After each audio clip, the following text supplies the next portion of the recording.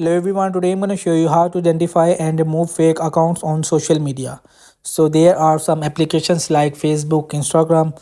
So I will just tap on it Instagram and I will just show you that how to identify fake accounts. So basically the incomplete profiles, they're like a no profile picture or bio or post.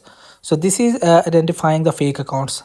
Example, I will just move in my messenger of Instagram and I will just show you some fake accounts, right? This. So if I just open the profile, here you will see there is no post and there is no profile picture, no bio, and this is 100% acceptable that this is fake account. This is a unusual username, uh, random numbers, symbols of misspellings, and low engagement, few followers, no traction, or spammy comments. So the second thing is that how to remove fake accounts. You will just manually block or report, use platform, any platform like Facebook or Instagram. You will just use the reporting feature. I will just tap on the three dots simply and just simply tap on it blocked. So this will also block any other accounts they may have or create in the future.